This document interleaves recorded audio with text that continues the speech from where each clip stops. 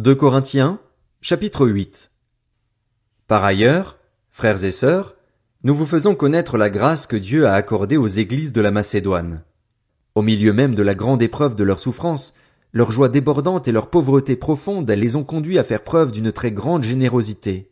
Je l'atteste, ils ont donné volontairement selon leurs moyens, et même au-delà de leurs moyens, et c'est avec beaucoup d'insistance qu'ils nous ont demandé la grâce de prendre part à ce service en faveur des saints.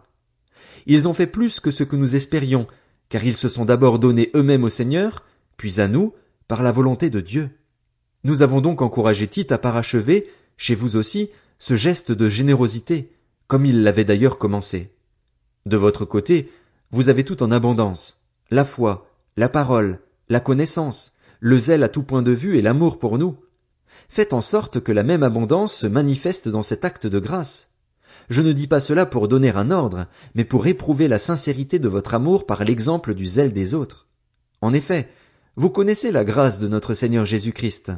Pour vous, il s'est fait pauvre alors qu'il était riche, afin que par sa pauvreté vous soyez enrichis. C'est un avis que je donne à ce sujet, et c'est ce qui vous convient, puisque dès l'année dernière vous avez été les premiers non seulement à faire une collecte, mais aussi à la vouloir. Menez-la donc maintenant à bien afin que sa réalisation corresponde, en fonction de vos moyens, à l'empressement que vous avez mis à la vouloir. Quand la bonne volonté existe, on est bien accueilli en fonction de ce que l'on a, et non de ce que l'on n'a pas. En effet, il ne s'agit pas de vous exposer à la détresse pour en soulager d'autres, mais de suivre un principe d'égalité. Dans les circonstances actuelles, votre abondance pourvoira à leurs besoins, afin que leur abondance aussi pourvoie à vos besoins. C'est ainsi qu'il y aura égalité, conformément à ce qui est écrit, celui qui avait ramassé beaucoup n'avait rien de trop, et celui qui avait ramassé peu ne manquait de rien. Que Dieu soit remercié, lui qui a mis dans le cœur de Tite le même zèle pour vous. En effet, il a accepté notre demande, et c'est même avec un nouveau zèle et de son plein gré qu'il part chez vous. Nous envoyons avec lui le frère dont toutes les églises font l'éloge pour son annonce de l'évangile. Il a de plus été choisi par les églises pour être notre compagnon de voyage dans ce geste de générosité que nous accomplissons à la gloire du Seigneur lui-même et en témoignage de notre bonne volonté. Nous voulons en effet éviter qu'on nous critique au sujet de la forte somme dont nous avons la charge, car nous recherchons ce qui est bien non seulement devant le Seigneur, mais aussi devant les hommes. Avec eux nous envoyons notre frère, dont nous avons souvent, à bien des occasions, pu apprécier le zèle, et il en montre plus encore cette fois à cause de sa grande confiance en vous.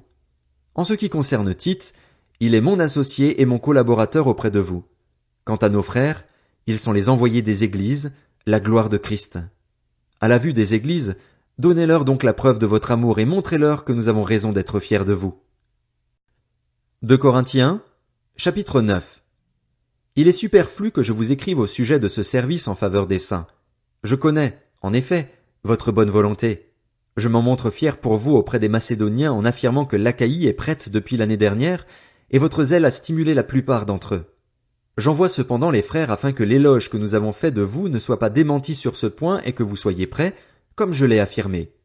Je ne voudrais pas, si les Macédoniens m'accompagnent et ne vous trouvent pas prêts, que cette belle assurance tourne à notre honte, pour ne pas dire à la vôtre.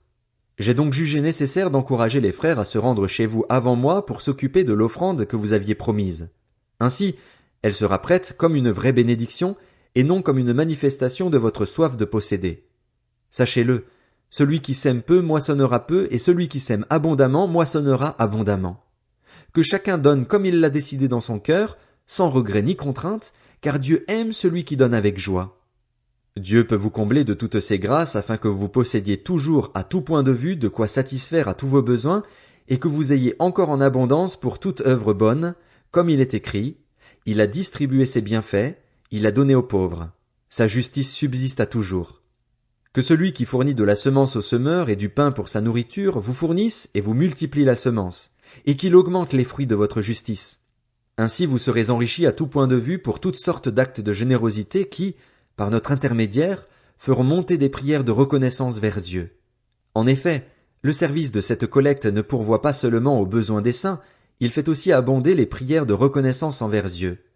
À travers l'expérience qu'ils font de ce service, ils célèbrent la gloire de Dieu à cause de l'obéissance dont vous faites preuve dans votre adhésion à l'évangile de Christ et de votre générosité dans la solidarité avec eux et avec tous. Et ils prient pour vous parce qu'ils ont une vive affection pour vous, à cause de la grâce surabondante que Dieu vous a faite. Que Dieu soit remercié pour son don incomparable. 2 Corinthiens, chapitre 10. Moi, Paul, je vous adresse un appel par la douceur et la bonté de Christ, moi qui suis humble quand je suis parmi vous, mais plein de hardiesse envers vous quand je suis loin. Je vous en prie, ne me forcez pas, lorsque je serai présent, à recourir avec hardiesse à l'assurance dont je compte faire preuve contre quelques-uns, contre ceux qui estiment que nous nous conduisons de façon purement humaine. Si en effet nous vivons dans la réalité humaine, nous ne combattons pas de façon purement humaine. En effet, les armes avec lesquelles nous combattons ne sont pas humaines, mais elles sont puissantes, grâce à Dieu, pour renverser des forteresses. Nous renversons les raisonnements et tout obstacle qui s'élève avec orgueil contre la connaissance de Dieu, et nous faisons toute pensée prisonnière pour qu'elle obéisse à Christ.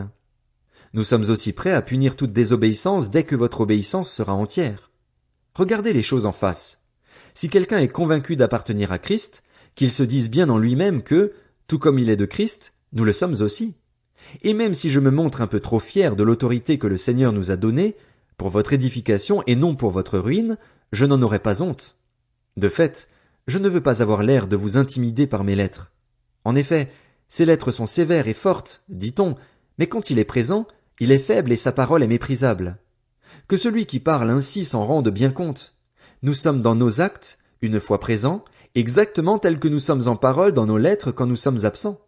Nous n'oserions pas nous déclarer égaux ou nous comparer à quelques-uns de ceux qui se recommandent eux-mêmes. Mais en fait, en se mesurant à leur propre mesure et en se comparant à eux-mêmes, ils manquent d'intelligence. Quant à nous, nous ne voulons pas nous montrer excessivement fiers, mais seulement dans la limite du champ d'action que Dieu nous a attribué en nous faisant parvenir jusqu'à vous. Nous ne dépassons pas nos limites, comme si nous n'étions pas venus jusqu'à vous, car c'est bien jusqu'à vous que nous sommes arrivés avec l'évangile de Christ.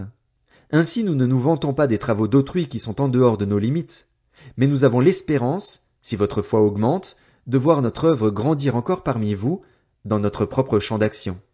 Nous pourrons alors évangéliser les régions situées au-delà de chez vous, sans nous vanter du travail déjà fait par d'autres dans leur propre champ d'action. Que celui qui veut éprouver de la fierté mette sa fierté dans le Seigneur. En effet, ce n'est pas celui qui se recommande lui-même qui est approuvé, c'est celui que le Seigneur recommande.